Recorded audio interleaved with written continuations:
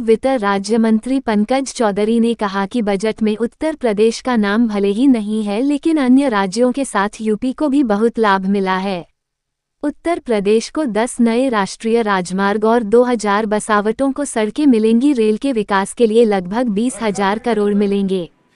वहीं 12 नए औद्योगिक पार्कों की घोषणा हुई है, उसमें 2 से 3 उत्तर प्रदेश को मिलेंगे। वित्त राज्य मंत्री शनिवार को सर्किट हाउस में पत्रकारों से बातचीत करते हुए केंद्रीय वित्त राज्य मंत्री पंकज चौधरी ने कहा कि 2024-25 का ये केंद्रीय बजट 140 करोड़ देशवासियों की जनाकांक्षाओं का बजट है। ये बजट 2047 तक भारत को विकसित राष्ट्र बनाने की प्रधानमंत्री की संकल्पना का बजट है। वित्त राज्य मंत्री शनिवार को सर्किट हाउस में पत्रकारों से बातचीत कर रहे थे। उन्होंने कहा कि भारत विश्व में तीसरी सबसे बड़ी अर्थव्यवस्था बने, उसको ध्यान में रखकर पेश किया गया है।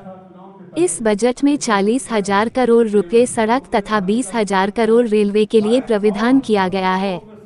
इसमें सभी वर्गों का ध्यान रखा गया है।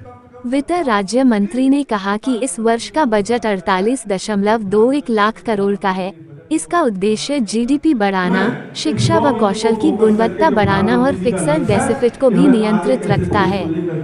विपक्ष पर हमला बोलते हुए उन्होंने कहा कि विपक्ष का उद्देश्य सिर्फ संसद की कार्यवाही में बाधा डालना है। विपक्ष विभाजनकारी राजनीति से प्रेरित होकर बयानबाजी कर रहा है। वित्त राज्य मंत्री ने कहा कि उत्तर प्रदेश में 20 लाख शहरी आवास और 25 लाख ग्रामीण आवास के साथ साथ मुफ्त राशन योजना से प्रदेश के 15 करोड़ लोग लाभान्वित होंगे। देश के विकास में मील का पत्थर साबित होगा। जाएगी और 5,000 रुपया का उसमें छूट कहीं ना कहीं हमारी सरकार उसमें देने वाली है। अगर देखें तो हर क्षेत्र में अगर इंफ्रास्ट्रक्चर की बात करें तो आज इंफ्रास्ट्रक्चर देखिए, जहाँ तक यूपी का सवाल है या जो आप लोग बिहार और आंध्रा की बात विपक्ष कर रहा है, अगर मैं कहूँ कि अभी यूपी बिहार का विषय विपक्ष उठा रहा है, लेकिन अगर आप देखें तो ये बजट जो रोड और यातायात में करीब 2.8 लाख करोड़ का बजट है पूरे देश के लिए, इसको विपक्ष नहीं देख पा रहा। जो रेल पे 2.55 लाख करोड़ का बजट है जो कि पूरे देश के लिए, उसमें यूपी भी सम्मिलित है। ग्रामीण विकास के लिए 2.65 लाख का बजट है, इसमें पूरा देश सम्मिलित है। कृषि बजट 1.52 लाख करोड़ का है, पूरे देश के लिए बजट है। शिक्षा का क्षेत्र में जहां 1.25 लाख का बजट है जो पूरे देश के लिए। सेना का बजट 6.21 लाख करोड़ है जो कि पूरे देश की सुरक्षा के लिए बजट है। और अगर बात केवल हम जिक्र करने का करें तो अगर हम कहें कि 2 प्रदेश का बात हुआ है, अभी तमिलनाडु का बजट पेश हुआ है। तमिलनाडु में 38 जिले हैं, जिसमें तमिलनाडु के वित्त मंत्री ने 27 जिलों का नाम नहीं लिया, तो क्या माना जाए केवल 8-10 जिलों के लिए बजट था। अगर आप देखें तो 76,000 करोड़ की लागत से इसी बजट में प्रावधान है कि महाराष्ट्र में पोर्ट बधावन पोर्ट को स्वीकृति गई है, जिसमें 76,000 करोड़ रुपया का बजट इस्तेमाल किया गया है और महाराष्ट्र का नाम तो नहीं लिया गया। जहाँ तक उत्तर प्रदेश का सवाल है, निश्चित तौर से अगर आप देखें तो अभी बिहार की जो बात हो रही है कि अगर टोटल जो हुआ है उसमें 58,000 करोड़ है। मैं एक उदाहरण दिया कि महाराष्ट्र में 76,000 करोड़ का पोर्ट बन रहा है, लेकिन बजट के विश्लेषण में नाम उसका तो नहीं लिया गया। उत्तर प्रदेश की जहाँ तक बात करें तो अगर देखेंगे डिटेल्स को, जो बजट को डिटेल में देखेंगे, क्योंकि डिपार्टमेंट वाइज जब बजट देखेंगे तो अनुमानतः 40,000 करोड़ रुपया करीब उत्तर प्रदेश को रोड सेक्टर में मिला है, 20,000 करोड़ रेल के लिए मिला है। ऐसी तमाम जो ग्रामीण विकास और सारी योजनाएं हैं उसमें भी उत्तर प्रदेश का बहुत बड़ा योगदान नंबर रहने वाला है। यहाँ तक कि जो मकान बनने वाले हैं, जो बसावट कवर करने वाले हैं, उन सब में भी भारी मात्रा में उत्तर प्रदेश का उसमें समायोजन किया गया। के लिए कोई बजट नहीं है, उत्तर प्रदेश का बजट नहीं है तो ये भारत सरकार का बजट है। जेल का बजट हमेशा प्रदेश सरकारें बनाए करती है।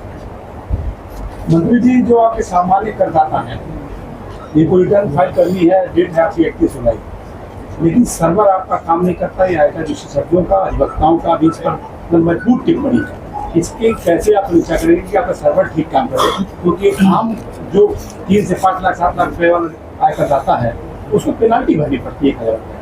देखिए, सर्वर का जहाँ तक सवाल है, ध्यान है मुझे कि जिस समय मैं वित्त मंत्रालय पिछली सरकार में ज्वाइन किया था उस समय एक बहुत बड़ी समस्या थी, अभी भी थोड़ी है, और लगातार उस पर हम लोग ध्यान दे रहे हैं कि उसको जल्द से जल्द हम लोग करके काम करें।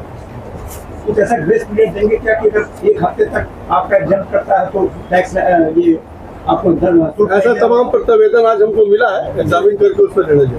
मंत्री जी, मुद्रास्फीति की दर बड़े साइलेंट की तरीके से हमारे फाइनेंस मिनिस्टर ने जो मीडियम क्लास के इन्वेस्टर्स हैं उनके ऊपर बजट लगा दिया है कि आपने आज हम 50 रुपए का ये कागज खरीदते हैं, कल अगर हम 25 इसको 100 रुपये में बेचते हैं तो उसके बाद से हमको 12.5% देते हैं अतिरिक्त टैक्स देते हैं। नहीं, उस पर अतिरिक्त टैक्स नहीं था, पहले उस पर था कि उस पर 20% टैक्स कहाँ गया भाई? जीएसटी की बात कैपिटल गेन की बात कर रहे हैं ना, जो पहले की 20% लगता था, महंगाई को जोड़ करके उस पर 20% का टैक्स और महंगाई का दर घटाकर उस पर 20% टैक्स लगता था, उसको हम लोग घटा करके फ्लैट 12.5% कर दिया गया ताकि किसी को उसमें एक सरलीकरण करने का काम, पहले 20% लगता था।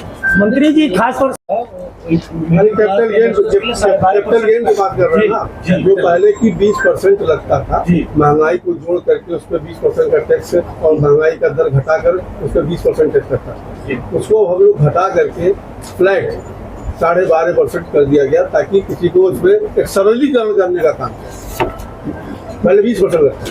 मंत्री जी, खास तौर से ममता बनर्जी निकल गए, ये कह रहे हैं बोलने नहीं दिया जा रहा है, क्या ऐसा विपक्ष के मुख्यमंत्रियों का या दूसरे प्रदेश मुख्यमंत्रियों का कुछ भेदभाव का रवैया है क्या?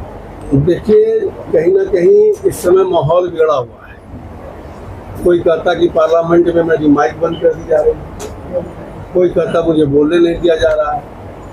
ये कहीं ना कहीं एक अफवाह, जनता को गुमराह करने का प्रयास किया जा रहा है, और कहीं ना कहीं नीति आयोग की बैठक में सभी मुख्यमंत्री बैठते हैं, सभी अपनी बात रखने का उनका अधिकार होता है, लेकिन अब आपका मन ना पड़े तो आप बोल लो कि मुझे बैठने नहीं दिया जा रहा है, तो ये बड़ा गलत है। मुख्यमंत्री थी, विपक्ष की जो बैठक थी आज, उन्होंने बोला कि 5 मिनट बोलने दिया गया, माइक बंद कर दिया गया, वो छोटी चली गई। अब भाई उनका कहने का मैं उस मीटिंग में तो था नहीं, निश्चित तौर से इसलिए मैं बहुत स्पष्ट नहीं बोल सकता हूँ, लेकिन ऐसा मुझे विश्वास है कि ऐसा कतई नहीं हुआ।